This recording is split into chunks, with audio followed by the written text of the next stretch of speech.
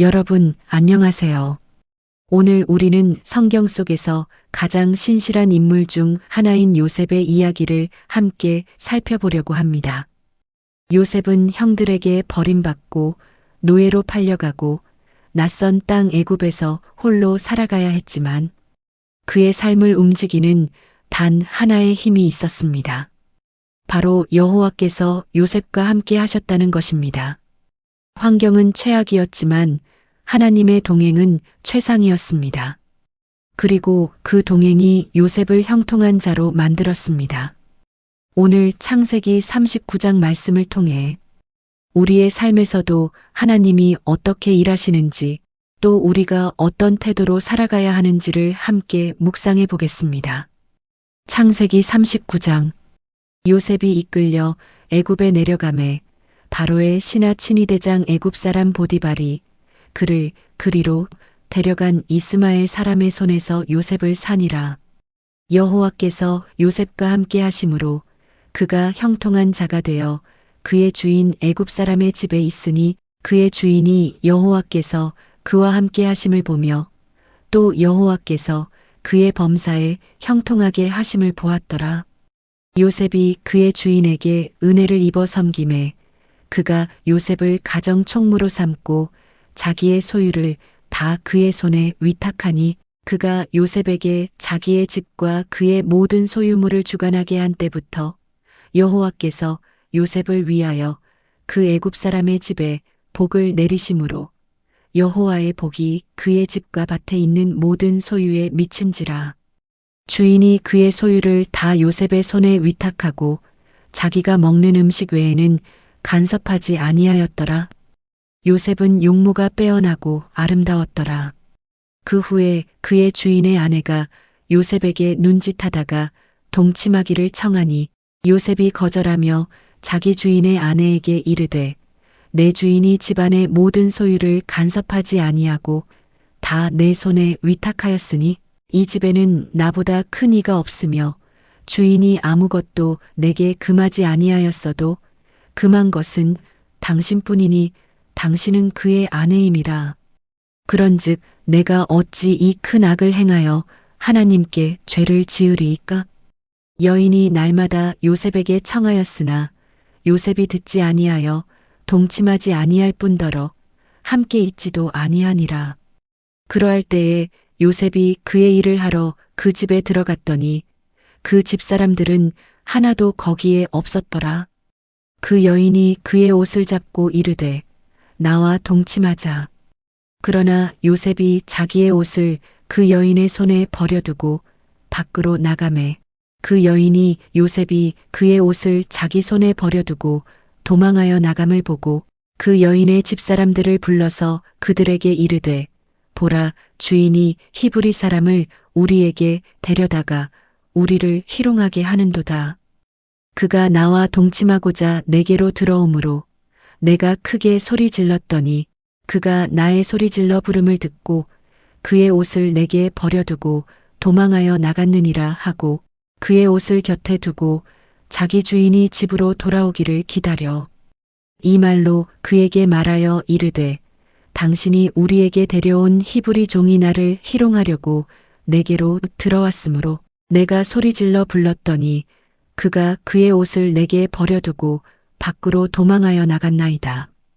그의 주인이 자기 아내가 자기에게 이르기를 당신의 종인에게 이같이 행하였다 하는 말을 듣고 심히 노한지라. 이에 요셉의 주인이 그를 잡아 옥에 가두니 그 옥은 왕의 죄수를 가두는 곳이었더라.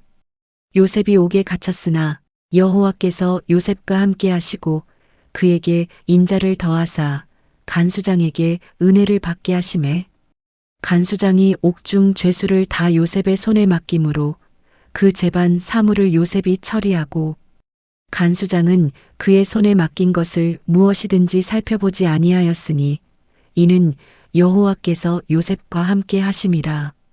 여호와께서 그를 범사에 형통하게 하셨더라. 창세기 39장 해설과 묵상. 애굽에서의 새로운 시작. 요셉이 애굽으로 팔려간 후의 이야기입니다. 보디발이라는 이집트 관리가 요셉을 샀습니다. 보디발은 바로의 신하이며 시위대장이었습니다. 요셉은 이제 완전히 낯선 땅에 있었습니다. 가족도 없고 친구도 없고 아는 사람도 없었습니다. 언어도 다르고 문화도 다르고 종교도 달랐습니다. 그러나 성경은 놀라운 말씀으로 시작합니다. 여호와께서 요셉과 함께 하심으로 그가 형통한 자가 되었다.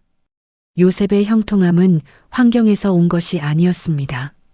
하나님의 동행에서 온 것이었습니다. 여러분, 환경이 우리를 결정하는 것이 아닙니다. 하나님과의 관계가 우리를 결정합니다. 어떤 환경에 있든지 하나님과 함께하는 사람은 형통합니다. 보디발의 신뢰를 받는 요셉. 보디발은 곧 요셉의 특별함을 알아봤습니다. 요셉이 하는 일마다 잘 되는 것을 보았습니다. 그리고 그것이 요셉의 하나님 때문임을 깨달았습니다. 보디발은 요셉에게 집안일을 맡겼습니다. 점점 더 많은 권한을 주었습니다. 마침내 자신의 모든 소유를 요셉에게 맡겼습니다. 자기가 먹는 떡 외에는 간섭하지 아니하였다. 이것은 완전한 신뢰를 의미합니다. 요셉이 얼마나 신실하고 유능했는지를 보여줍니다. 여기서 우리는 중요한 교훈을 얻습니다. 작은 일에 충성하는 자에게 큰 일을 맡기신다는 것입니다. 신실함은 하루아침에 만들어지지 않습니다. 매일의 작은 충성이 쌓여서 큰 신뢰를 만듭니다. 여러분은 지금 맡은 일에 얼마나 충성하고 계십니까? 작다고 소홀히 여기지는 않습니까?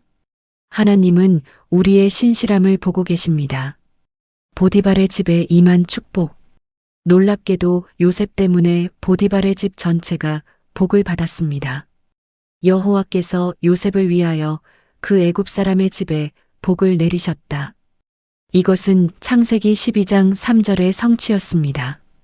땅의 모든 족속이 너로 말미암아 복을 얻을 것이라.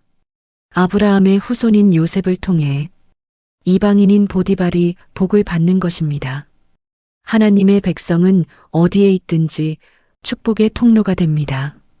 우리가 있는 곳이 우리 때문에 더 좋아져야 합니다.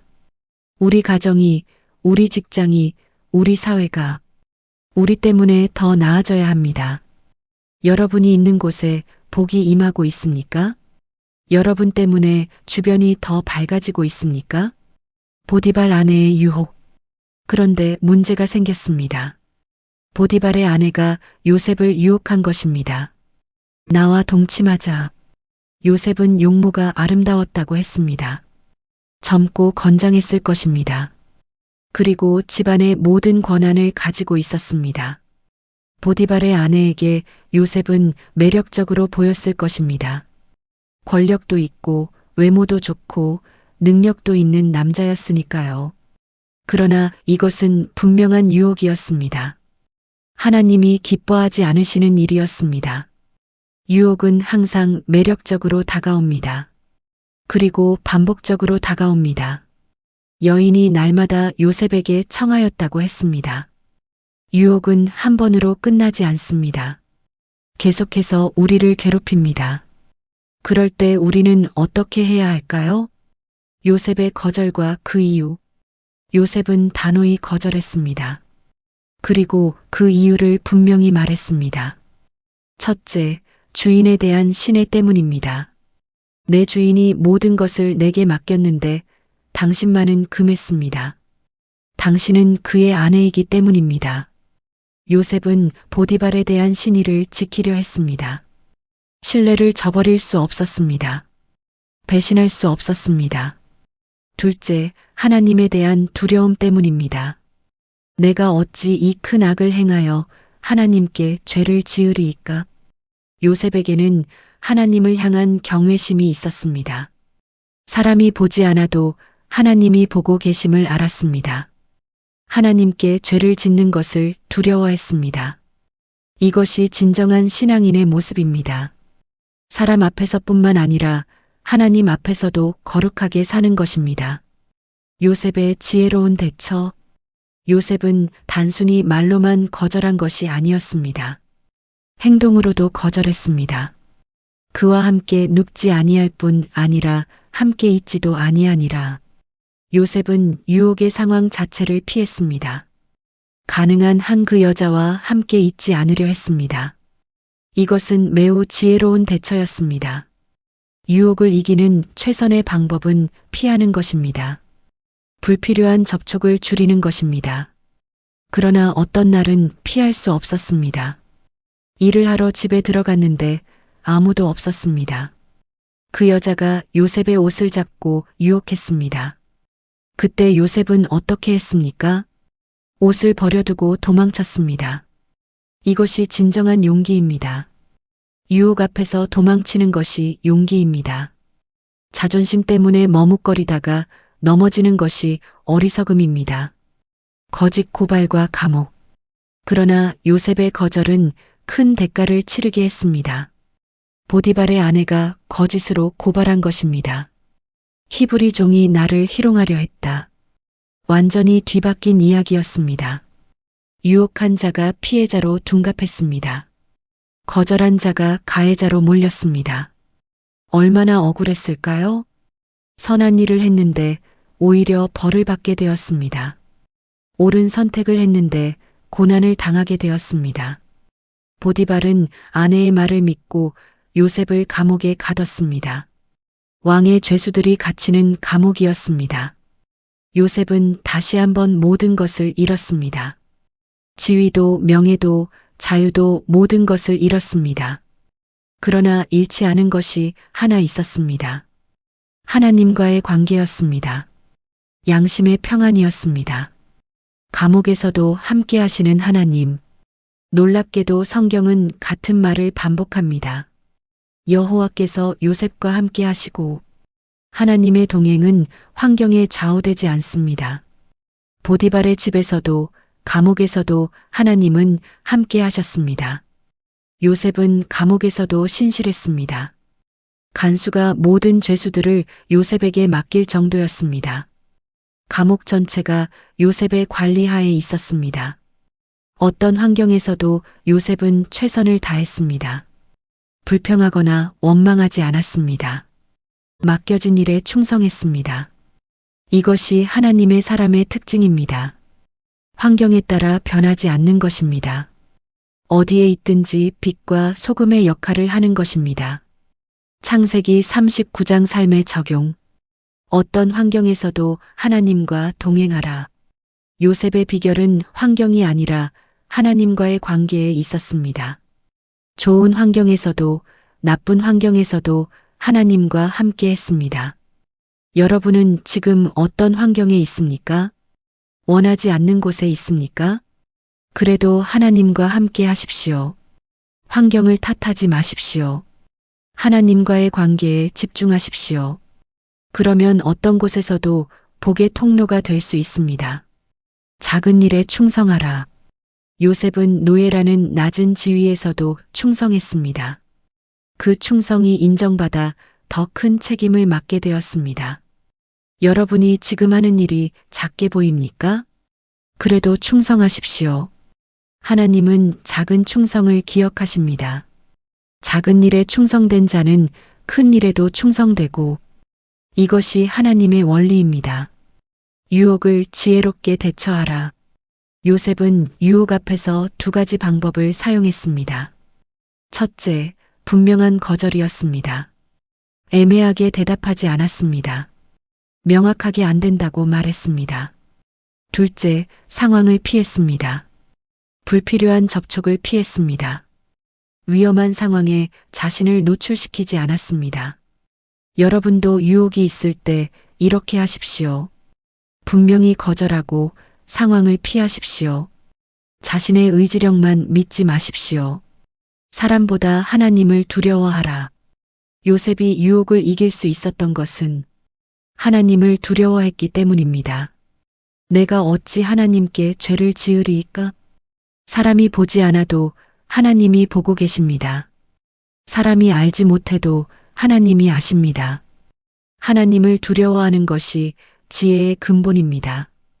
여러분의 삶에서 가장 두려워하는 것이 무엇입니까? 사람의 시선입니까? 하나님의 시선입니까? 하나님을 더 두려워해야 합니다. 선한 선택의 대가를 감당하라. 요셉은 옳은 선택을 했지만 고난을 당했습니다. 억울하게 감옥에 갇혔습니다. 그러나 후회하지 않았습니다. 때로는 선한 선택이 즉시 좋은 결과를 가져오지 않을 수 있습니다. 오히려 손해를 볼 수도 있습니다. 그래도 옳은 것을 선택해야 합니다. 하나님은 결국 옳은 것을 선택한 자를 높이십니다. 일시적인 손해를 보더라도 영원한 유익을 얻게 됩니다. 어떤 곳에서도 최선을 다하라. 요셉은 감옥에서도 최선을 다했습니다. 불평하지 않고 맡겨진 일에 충성했습니다. 여러분이 지금 원하지 않는 자리에 있더라도 그 자리에서 최선을 다하십시오. 그것이 다음 단계로 가는 준비입니다. 감옥도 하나님의 계획 안에 있었습니다. 여러분의 현재 상황도 하나님의 계획 안에 있습니다. 그 자리에서 충성하십시오. 오늘 우리는 창세기 39장을 통해 요셉이 어떤 상황 속에서도 신실함을 잃지 않았던 이유, 그리고 하나님이 어떻게 그와 함께 하셨는지를 살펴보았습니다. 여러분의 삶에도 지금 어떤 환경 속에 있든지 하나님의 동행하심이 동일하게 임하시기를 축복합니다. 다음 시간에는 이어지는 창세기 40장 말씀을 통해 요셉의 삶 속에서 계속 나타나는 하나님의 섭리와 형통의 비밀을 함께 나누도록 하겠습니다. 시청해 주셔서 감사합니다. 주님의 은혜와 평강이 여러분의 삶 가운데 가득하시길 바랍니다.